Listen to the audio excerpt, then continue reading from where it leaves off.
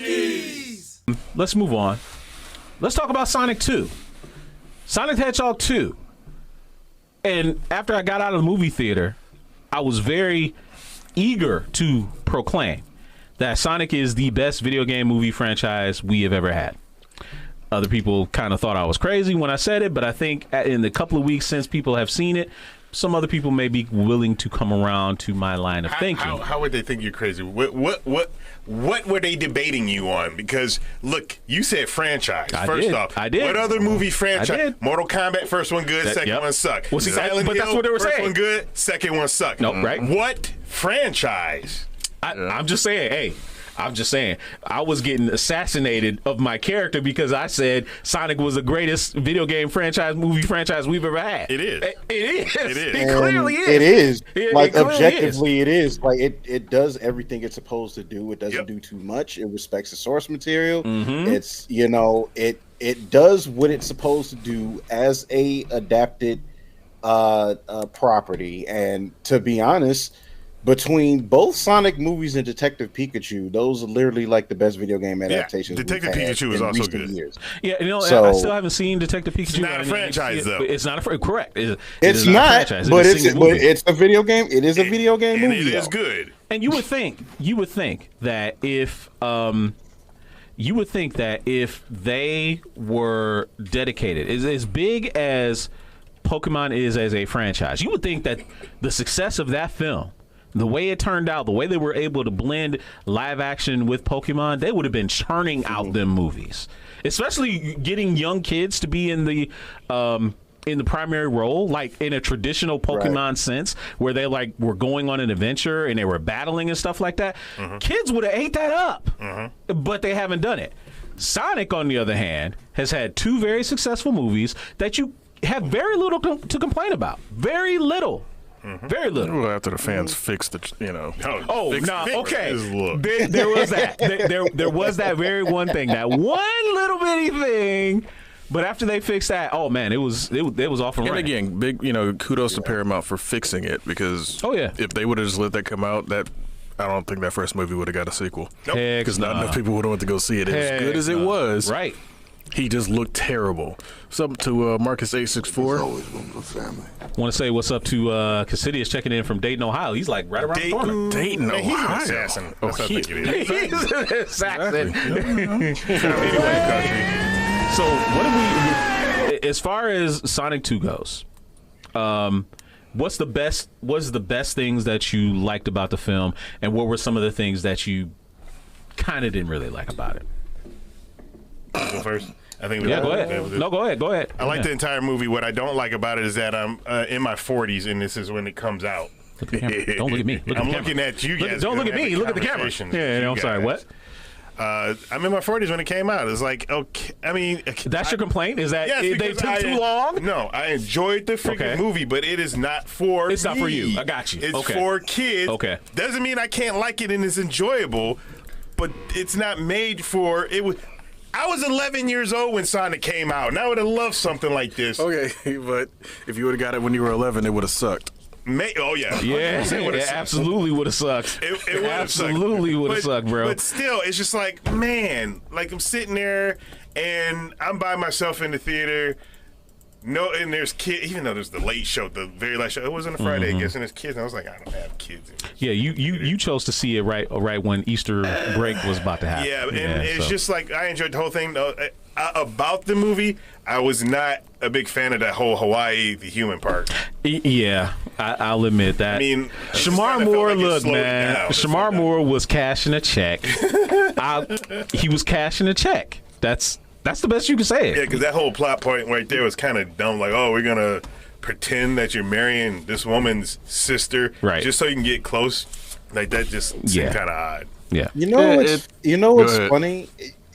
You would think that would be, because granted it is like the one thing that kind of feels out of place, but at the same time, I didn't mind it because like it actually kind of was entertaining for what it was. Mm-hmm. Like it wasn't needed, but I got a lot of laughs out of it. So, I mean, I did too. I guess so.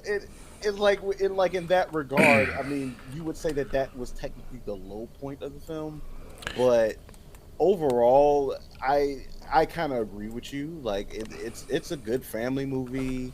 It does everything it's supposed to do. Like it keeps the same heart and feel of the Sonic franchise. There's a lot of video game nods that were cleverly put in there and weren't just like ham-fisted in like most movies tend to do. And it just worked. Like it was really a fun, good family movie with an iconic character. And Sega, like whoever's like Paramount and Sega, I mean they could potentially do. They did his job, and they could potentially do some more good shit out of there. Like they really can. Hopefully that Streets of Rage is gonna be fire. Okay, hopefully, right? That'd be great. Okay, so follow up then. What did we think of Idris as Knuckles? Awesome. Yeah, Idris is fine. He was just fine. He was cool. He was fine. I mean, again, he did what he needed to do. He brought a seriousness and a gravitas to a character that was an animated, echidna. And it's like, he did a good voice for it. As far as the human element, that was there for the adults in the theater. Yeah, it was. Was it? It wasn't as adult. It was still kind of kiddie. I don't know. The volleyball game was for the adults and the women. Yeah, trying to be like freaking Top Gun. I know, right? Yeah. Exactly. Right. The dance-off is actually the only dance-off I've ever seen in a movie that I actually found entertaining. Yeah. Really? That was funny. It's hilarious. Yeah, it was funny. But yeah, the movie was good. I just want to know who's going to voice Shadow. Keanu Reeves. That'd be interesting. Yeah. And I called that, by the way. You did. That, by the way. You did. No, you did. I didn't know they were going to move that guy star fast because that's going from the main series to the adventure series. Even though this movie kind of was like a Sonic adventure. Yeah, 2 and 3. Yeah, it was kind of like 2 and 3, kind of blended together. Obviously, we could talk about Jim Carrey as Robotnik. I mean, masterful performance. Jim Carrey is the man. He is the man, honestly. With him saying, kind of after this film came out, that he's thinking about retiring from acting. If he was to retire, obviously, the Sonic franchise would lose a great appeal. He can retire after 3. Okay. He could retire after 3. He can retire after 3. He does need to do one more, at least as Robotnik. Yeah. Robotnik won't work with anybody else. No, it won't. No, absolutely not. No. I mean, Jim can literally just take a break until they start pre-production. Exactly. He doesn't need to do anything else. Exactly. Okay. It's like, and Preem said it. Do his painting thing or whatever, and it's like, hey, once they get stuff around, and they got a script that you like, whatever. Hey, let's go and get this thing done, dude. Because he seems like he's having a blast. With everybody on those movies. So I want to know who's giving him that freaking wardrobe, because that black and red coat from the first movie and now the black and green one from this movie are badass. Yes, they were. I want both of them. Next follow-up question, gentlemen. So, with the whole lore behind the Chaos Emeralds and things like that kind of being part of Earth, are any of you upset or miffed or kind of want to see them take these adventures off world without the humans, and it literally just be Sonic and the rest of them doing a thing? Or are you okay with it being on Earth? They definitely can probably potentially go off world with it, because they've established that there's a lot of life out there. Yo, look who's here in honor of our person from the other side of the world. Yes. Right. Hey. Youngin is here in the chat. What is up? Gracing us with her presence. Yes. She is imminently moving back stateside very soon. So she'll be on looking forward to that. Her and her beautiful family going to be moving back over to the States. But no, back to what we were talking about as far as so we know that Sonic Adventure kind of took place in a blended kind of Earth world, and obviously with Shadow being introduced, it's kind of naturally moving in that direction. I would love to see them move a little bit beyond the human thing, but that's just a selfish thing of me. Less humans, more Sonic and Tails and everybody else, I think, except with the exception of Robotnik. It's not gonna work. Marcus, yes. I don't know. I think okay. Did. So let's go to the chat, see what they're saying. So did Sonic go Super Saiyan in this one or not? Yes, he did. Yes, he did. It's 2 weeks out. I mean, if you haven't seen it, I'm sorry. Sorry, not sorry. But yeah, he did. He went Super Sonic, and it was a nice moment. Everybody knew it was coming, and it was still well done. Very well done. He looked great. Preem said it exactly. He's okay without the human element, but convinced they will include them regardless of where it goes, because you have to keep it grounded for the parents in the theater.